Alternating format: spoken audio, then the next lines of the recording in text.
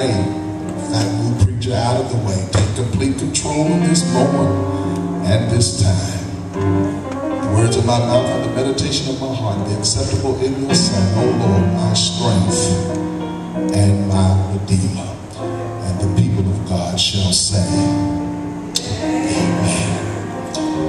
Amen.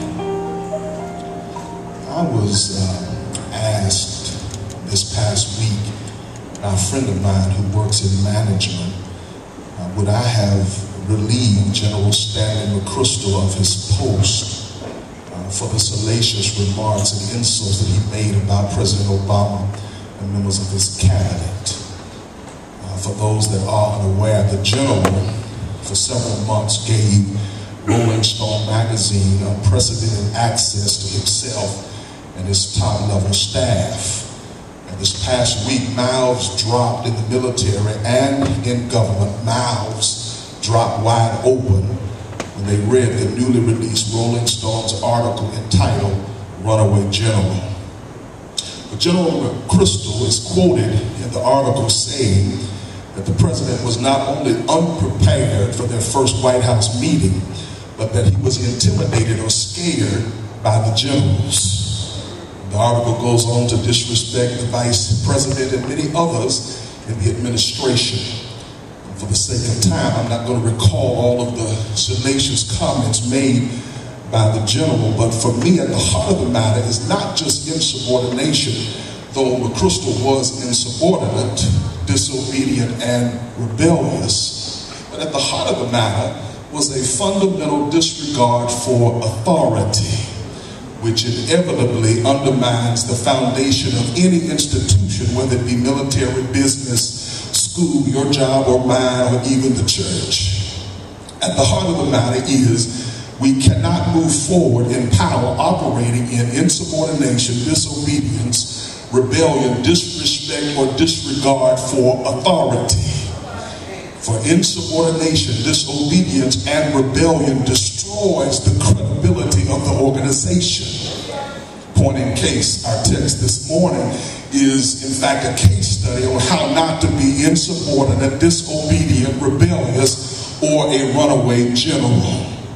Text says that God didn't ask Abraham, but God told Abraham to take his only son Isaac and give him as a burnt offering unto God. That's what the text says. The text says that God told him to take him. But not only that, the text tells us that Abraham was obedient to the point that he moved in faith to the place that God would show him. Abraham didn't even know where the place was that God was taking him to. He just moved in faith, trusting that God was in complete control of not only his life, but the life of Isaac. For the word says that Abraham responded immediately. He didn't have to think about it. He didn't have to call anybody. He didn't have to pray about it. Abraham got up early in the morning and followed God to the place that God told him. Word says, the Bible says that it took him 3 days to get to Moriah, the mountain that God had promised to lead him to. And then verse 5 says that when they got to the foot of Moriah, Abraham, in order to go forward, had to leave some people behind.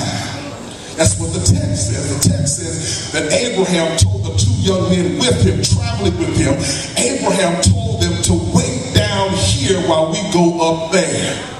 You know, that's a point for all of us this morning, that sometimes in order to move forward, in order to go higher, we got to leave some folk behind. There are some folk that have gone with you as far as God wants them to go with you. The text says you've got to leave some folk behind in order to go forward. I need a witness right about there. Look at this. President Obama, after he read McChrystal's comments in the Rolling Stone article, President Obama made the runaway general stand down, leave his post as head of the war in Afghanistan, and come back to Washington, to the same White House that McChrystal said Obama was unprepared in their first meeting and scared. Of course, and rightfully so. Obama made the runaway general come home and stay home. For you got to leave some folk at home if you want to go forward. I don't know who that's for, but there's some people that you're going to have to stay home if you're going to move to the next level. And you know, I really like what Obama said in his statement to the press in the Rose Garden. If you notice, he wasn't mad, he wasn't angry, he wasn't offended. In fact, he thanked McChrystal for his service. For Obama said, it's just that I'm not going to let anyone, whether it be a private or a general, get in the way of us completing our mission. He said, I won't tolerate any division among those that are going to help me execute this war. In other words, no more insubordination, disobedience, rebellion, disrespect, or disregard for authority. No more runaway generals. And you know, as I thought about Obama's incident, I thought about how some of us have allowed too many runaway generals to have way and license in our lives. But when we understand that we will never get to the place of blessing, to the place that God is trying to get us to, unless we kick some people to the curb, those that stand in the way of us getting to our blessing, we're going to have to kick some people to the curb so that we can get into the position that God is trying to get us into. We wonder why we got so many headaches and upset stomachs, and our sleep is off, and our bowels are all messed up, and we can't relax because we got too many runaway generals in our lives. But like Abraham, we have to be willing to say to the runaway generals in our lives, you stay down here while I go up there. Is there anybody in here this morning? You willing to tell whoever you have to tell, baby, you stay here, but I'm about to go up.